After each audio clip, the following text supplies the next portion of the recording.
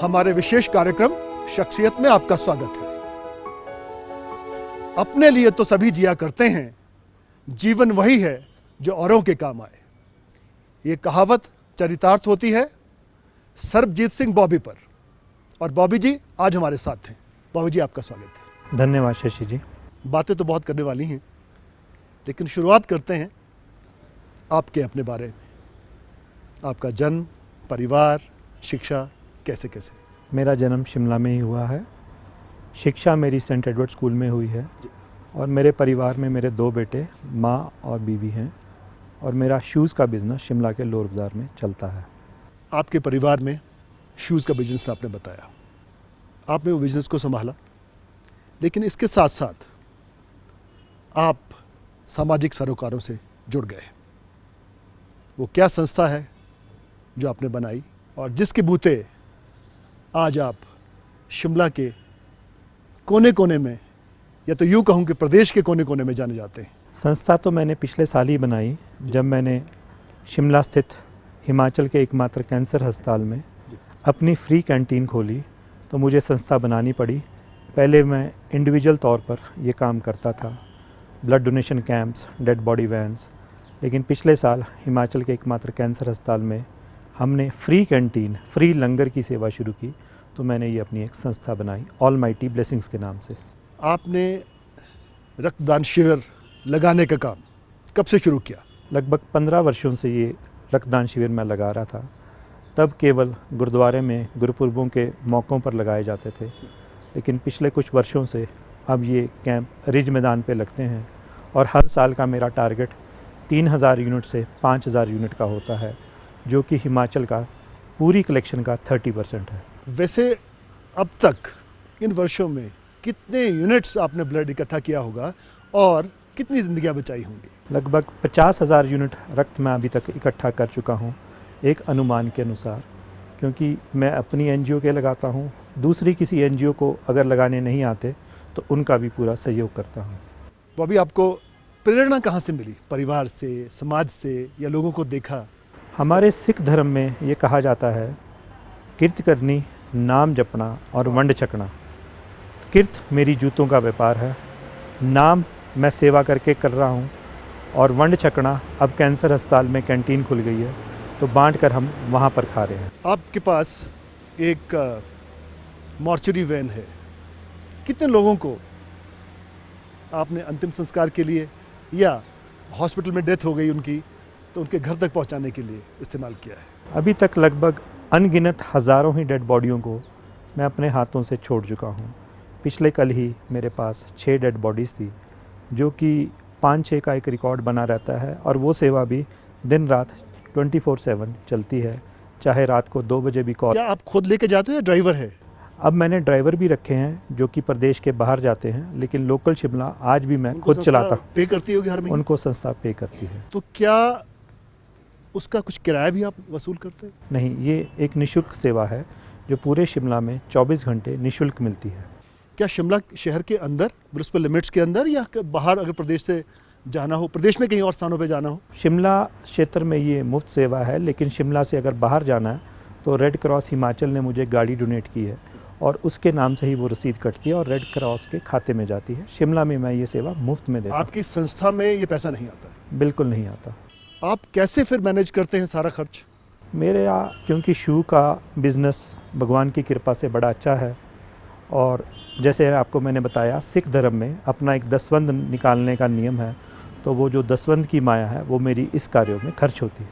परिवार में, क्योंकि आपका समय ज़्यादातर इन सामाजिक सरोकारों में जाता है, तो क्या फिर आपकी दुकान, आपका व्यापार वो प्रभावित नहीं होता?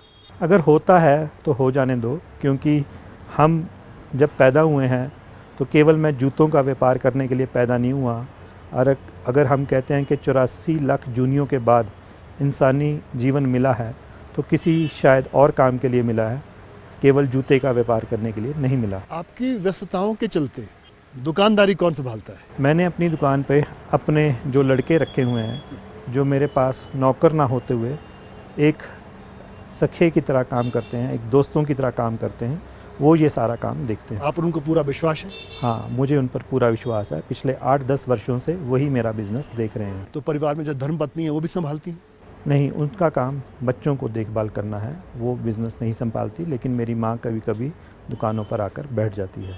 और फिर जैसे कैंसर अस्पताल की बात कर, जहाँ हम खड़े हैं कीमोथेरेपी वार्ड के सामने हम खड़े हैं, एक तरफ डेंटल कॉलेज है, इस तरफ IGMC Indira Gandhi medical college अस्पताल है। तो क्या आपकी धर्मपत्नी यहाँ आकर हाथ बटाती हैं? हाँ, यहाँ भी कभी कभी वो आती हैं, क्योंकि वो ज़्यादा नहीं आ पाती, क्योंकि बच्चों की परवरिश करने की जिम्मेवारी सौंप रखी है। बाकी के काम मैं खुद ही करता हूँ, लेकिन जब भी समय मिलता है वो यहाँ पर आती है। ये आइडिया आपको कैसे आया कि कैंसर अस्पताल को मैं चुन लूँ और वहाँ सेवा करूँ? देखिए, जैसे कि ये 30 वर्ष पुराना अस्पताल आप देख ही रहे हैं, ये कीमोथेरेपी वार्ड है। तो इस अस्पताल को अगर आप गौर से देखें तो पिछले 30 सालों से यहाँ पर चाय की दुकान तक नहीं है, और आज भी नहीं है, और ना ही दवाइयों की दुकान है। ये बड़ी एक दुर्भाग्य की बात है। तो जब मैं यहाँ पहली बारी आया तो मुझे देखकर बड़ी हैरानी हुई। हम गुरुद्वारे, मंदिरों में या अपने धार्मिक स्थानों पे लंगर लगाते हैं, भंडारे लगाते हैं, लेकिन असल ज़रूरत अस्पतालों में है। और मेरी लोगों से भी हमेशा अपील रहती है कि जैसे वो अपने धार्मिक स्थानों पे भंडारे लगाते हैं, अब जगह बदल दीजिए, अस्पतालों में भंडारे लगाने शुरू कीजिए। वहाँ असली ज़रूरतमंद हैं, और दूर पार से अपना इलाज करवाने जो आता है वो लाचार है, गरीब है। धार्मिक स्थानों में पेट भरे हुए ही केवल आते हैं, जिनका पेट भरा हुआ है, या पिकनिक के तौर पर ही वो जाते हैं। इस कैंसर अस्पताल में जो मरीज़ हैं, क्या उनका ही भरण पोषण आप करते हैं, या IGMC के लोग भी आ रहे हैं, या डेंटल कॉलेज के लोग भी जो ज़रूरतमंद हैं, खर्च नहीं कर सकते हैं, उनको भी भोजन आप देते हैं? जैसा कि अभी आप शशि जी देख रहे हैं, हम जिस रास्ते पे खड़े हैं ये सीधा IGMC को जाता है, और लगभग 300 लोग IGMC से रोज़ शाम के लंगर के लिए यहाँ आते हैं। हमारी ये सेवा सुबह 7 बजे चाय, बिस्किट और दलिया शुरू हो जाती है, जो कि मरीज़ों के लिए और उनके परिजनों के लिए होती है, और शाम को 7 बजे लंगर मरीज़ों के लिए और उनके परिजनों के लिए होता है। तो लगभग रोज़ हम 1000 लोगों को ये मुफ्त सेवाएं प्रदान कर रहे हैं। 1000? हाँ जी। यहाँ हम रुकते हैं एक छोटे से ब्रेक के लिए। आप कहीं मत जाइएगा, बने रहिएगा हमारे साथ, और बॉबी जी से बातचीत का सिलसिला जारी रहेगा। ऐसा प्रोजेक्ट क्या पूरे प्रदेश में भी शुरू किया जा सकता है, बशर्ते आपको उस तरह का रिस्पांस मिले तो? मनी की ज़्यादा दिक्कत नहीं है, दिक्कत आती है इन सब की परमिशनों लेने में।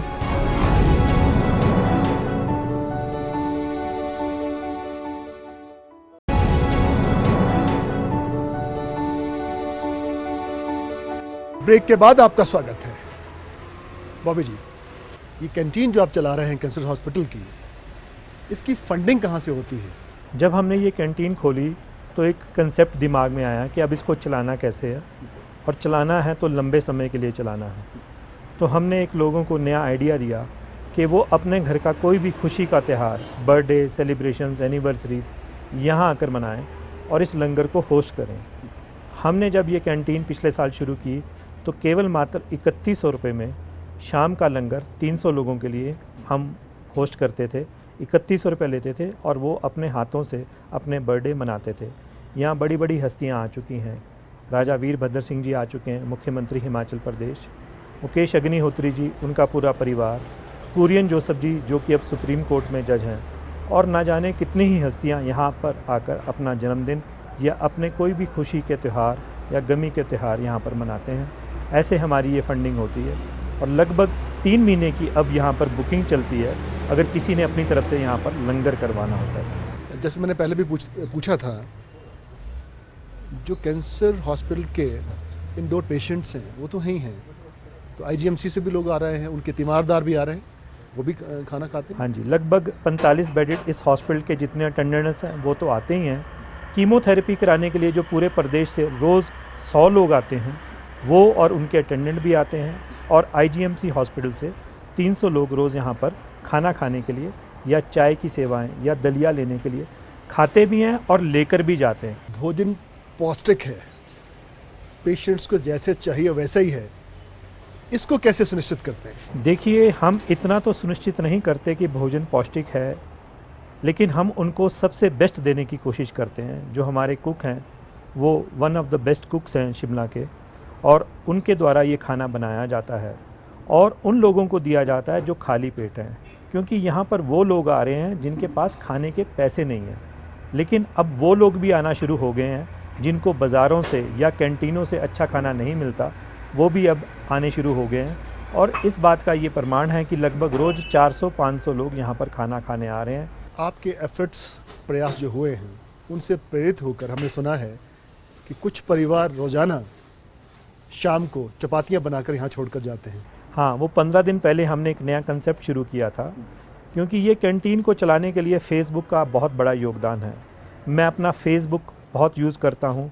मेरी एक पोस्ट विला बॉबी अभी बहुत हिट हुई थी और पूरे वर्ल्ड में वो जब गई थी तो उसके माध्यम से भी इस कैंटीन के साथ हज़ारों क्या लाखों लोग जुड़े।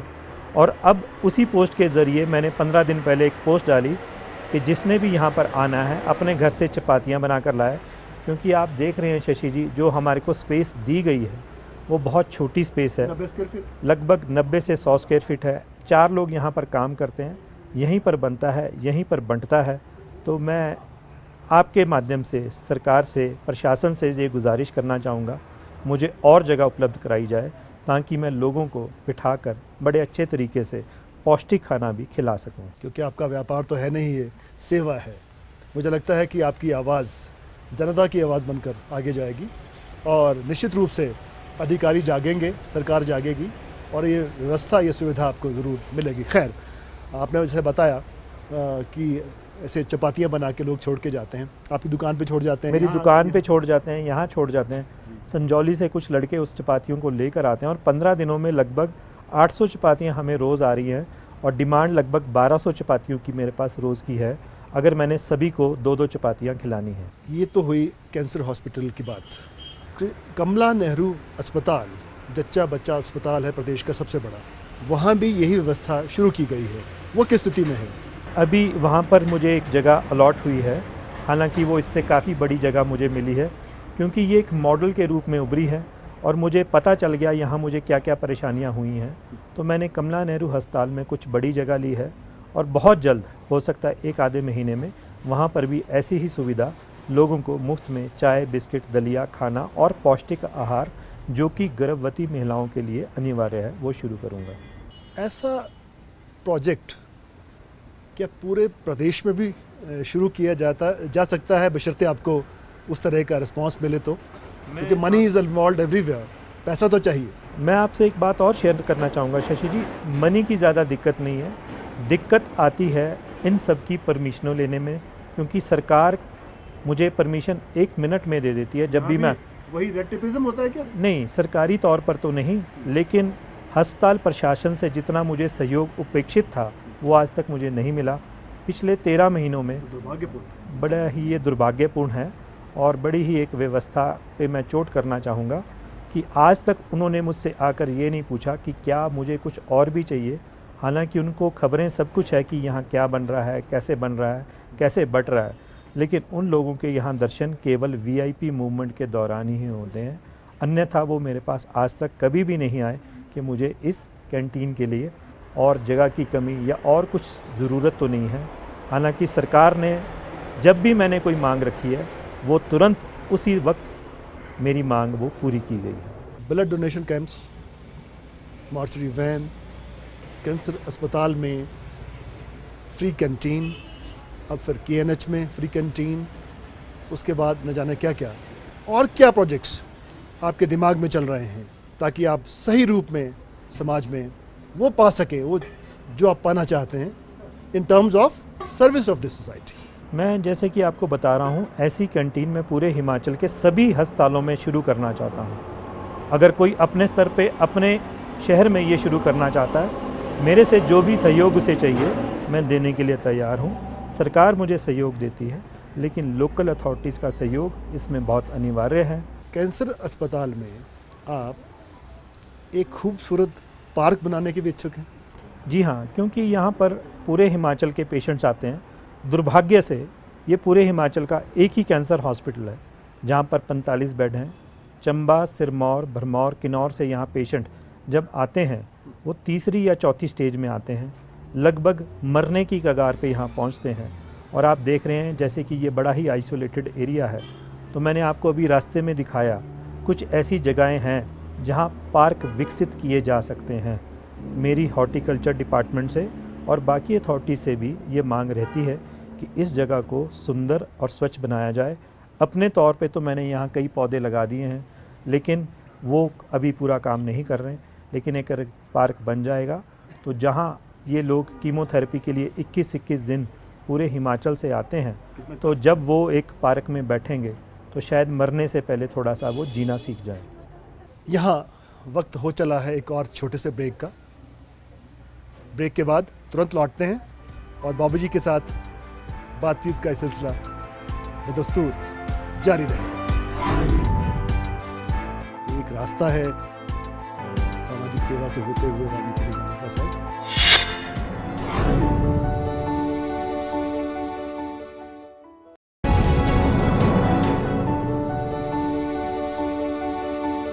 ब्रेक के बाद आपका एक बार फिर से स्वागत है। बॉबी, इतना बड़ा जिम्मा आपने उठाया है, धीरे धीरे करके सैकड़ों हाथ उठ गए इस मदद के लिए। कहाँ कहाँ से आती है मदद?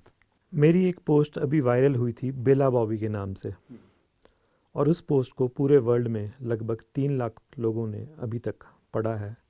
उसको किसी एक मेरे दोस्त ने लिखा था कि एक बेला बॉबी शिमला में काम करता है। जब उसको वो कोई और काम नहीं है, उसको मैंने कोई पढ़ी है और- वो, हम फेसबुक में आपके साथ। आपने अगर वो पोस्ट पढ़ी है तो वही पोस्ट पूरे वर्ल्ड में जब वायरल हुई तो शिकागो से, अमेरिका से एक शख्स ने मुझे फ़ोन किया कि ऐसे ऐसे मैंने आपकी पोस्ट पढ़ी है और आप शिमला के कैंसर अस्पताल में ऐसा ऐसा काम करते हैं, तो मैं आपको कुछ मदद भेजना चाहता हूँ। तो शिमला में अपने एक दोस्त के माध्यम से उन्होंने मुझे 50,000 रुपये वो भेजा। मैं हैरान हो गया कि उसके बाद तो फ़ोनों की एक झड़ी ही शुरू हो गई। Dubai, Italy, Moscow, Singapore, Paris, कहाँ कहाँ से मुझे फ़ोन आने शुरू हो गए मदद के लिए हाथ बढ़ाने को।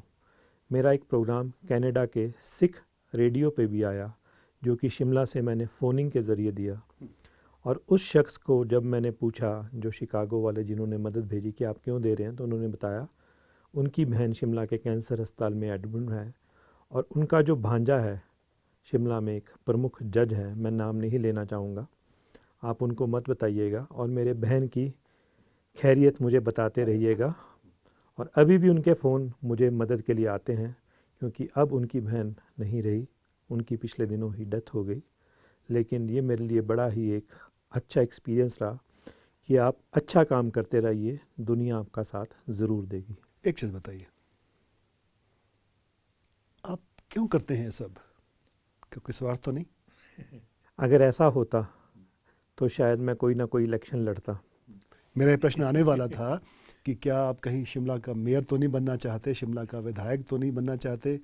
एक रास्ता है सामाजिक सेवा से होते हुए राजनीति में जाने का, ऐसा है क्या? ऐसा मैं कभी सोच भी नहीं सकता, लेकिन कुछ लोगों को, कुछ पार्टियों को अब ये शायद डर सताने लगा है, क्योंकि हज़ारों ही लोग शिमला के अब मेरे साथ जुड़ना शुरू हो गए हैं। आपका इरादा नहीं? मेरा कोई भी इरादा कभी भी इलेक्शन में जाने का या नहीं पॉलिटिक्स में जाने का नहीं होगा। और किसी भी पार्टी का लेबल अभी तक मेरे ऊपर नहीं लगा। मैं निस्वार्थ भाव से ये सेवा करता जा रहा हूँ। डेड बॉडी वैन का शौक़ ड्राइविंग की वजह से हुआ। ब्लड डोनेशन कैंप में पहले ही लगा रहा था, और कैंसर अस्पताल की कैंटीन, गुरबाणी की एक तुक है, गरीब का मुंह गुरु की गोलक, तो मैं उनकी ये मदद गुरु की गोलक समझ के करता हूँ, और मेरे साथ हज़ारों ही हाथ जुड़ते चले जा रहे हैं। मैं इलेक्शन कभी नहीं लड़ूंगा, ना कभी कोई पार्टी ज्वाइन करूंगा, ये मेरा आपसे वादा है। एक चीज़ बताइए, आप परिवार, अपनी जिम्मेदारी परिवार संभाल रहा है और आप इस काम में जुट गए हैं। आपने कहा कि आपको दिक्कत आ रही है इस सरोकार को बढ़ाने में। आप क्या अपेक्षा करते हैं? कौन हाथ आगे आए इस काम के लिए, ताकि अंततः एडमिनिस्ट्रेशन को झुकना पड़े? मैं शिमला के सभी नागरिकों से ये अपील करूंगा कि वो मेरा पूरा सहयोग करें, क्योंकि ये मिशन सर्व ह्यूमैनिटी के नाम से मैंने चलाया हुआ है कि हम मानवता की सेवा करें, किसी रिलीजन की नहीं, किसी व्यक्ति विशेष की नहीं। अगर वो मेरे साथ पूरे हिमाचल के लोग, जो ईटीवी को इस वक्त पूरे हिमाचल में क्या हरियाणा में भी देख रहे होंगे या और भी प्रदेशों में देखेंगे, उनसे यही गुजारिश करूँगा, अब लंगर लगाने का सही स्थान अगर है तो वो अस्पताल है। अस्पतालों में वीकेंड्स में आप अपने घर से कुछ कप चाय बना कर ले जाइए, उन लोगों को पिलाइए सरकारी अस्पताल में जिनके पास शायद इलाज के पैसे भी नहीं हैं। और मैं आपसे एक और बात शेयर करना चाहूँगा, सरकारी अस्पताल में केवल वही व्यक्ति पहुँचता है जिसके पास पैसे नहीं हैं। जिसके पास भी थोड़ा बहुत पैसा आ जाता है वो प्राइवेट क्लिनिक्स या प्राइवेट हॉस्पिटल्स में जाता है। गवर्नमेंट अस्पताल में जब आप सुबह 7 बजे 50-100 लोगों के लिए रोज़ चाय लेकर जाएंगे या वीकेंड्स पे, तो आप देखेंगे कि वो ऐसे मासूम लाचार चेहरे हैं जो आपको अपने धार्मिक स्थानों पे नहीं मिलेंगे। धार्मिक स्थानों पे जिनके पेट भरे हुए हैं वो भगवान से फिर मांगने के लिए कुछ ना कुछ आए हैं, लेकिन अस्पताल में मजबूर और लाचार लोग ही मिलेंगे। क्या फ्री दवा का भी कोई इरादा है? अगर आगे चलकर मुझे इसकी परमिशन मिले तो मैं कैंसर अस्पताल में उन लोगों के लिए फ्री दवा की व्यवस्था भी करना चाहूँगा, लेकिन फ्री दवा नहीं कोशिश करने का इरादा, लेकिन बहुत कम मार्जिन पे उस दवाई को बेचने का इरादा रखता हूँ, क्योंकि कैंसर की दवाइयाँ बहुत ज़्यादा मार्जिन के साथ बिकती हैं। मैं अपनी संस्था द्वारा उस सारे प्रोजेक्ट को बड़े एक मिनिमम, और उसमें जो मार्जिन आएगा चाहे कम ही आएगा, उसका क्या करेंगे? वो लोगों को सामाजिक कार्यों में, क्योंकि अब जैसे ही कैंसर अस्पताल में मैंने आपको बताया कुछ ऐसे लाचार लोग भी आते हैं जिसके पास पहनने को कपड़ा नहीं है, वापसी का किराया नहीं है। 2 साल का बच्चा जब पैदा हुआ उसकी माँ मर गई 2 घंटे बाद, अब उसको कैंसर हो गया हुआ है, वो सिरमौर से आए हुए हैं। मेरे से क्या उपेक्षा करते हैं? मेरे से वो यही उपेक्षा करते हैं रात को उनको सोने के लिए कंबल मिल जाए, रहने के लिए जगह मिल जाए। शशि जी, एक बात मैंने और देखी है, जो हिमाचल का सबसे बड़ा हॉस्पिटल IGMC और कैंसर अस्पताल है, वहाँ हज़ारों ही लोग रोज़ आते हैं, उनके रहने की प्रॉपर ढंग से व्यवस्था नहीं है। मेरा तो ये भी सोच है कि उनके लिए एक सराय का निर्माण किया जाए जहाँ पर उन लोगों को मुफ्त में ठहरने की व्यवस्था हो और वो लोग बड़े ही आराम से अपना इलाज करवा सकें। क्योंकि वहाँ का एक सिस्टम में और बड़ी गड़बड़ी है कि कुछ पहुँच वाले लोग फटाफट से अपना इलाज बगैर लाइनों में लगे करवा लेते हैं, लेकिन दूर पार से आए हुए लोग दिनों दिन लाइनों में खड़े होते रहते हैं और उनके टेस्ट पे टेस्ट चलते रहते हैं। आम जन के लिए आपका क्या संदेश है? मेरा आम जन के लिए यही संदेश है, आप अपने नज़दीकी सरकारी अस्पताल में जाइए, वहाँ गरीबों की सेवा कीजिए।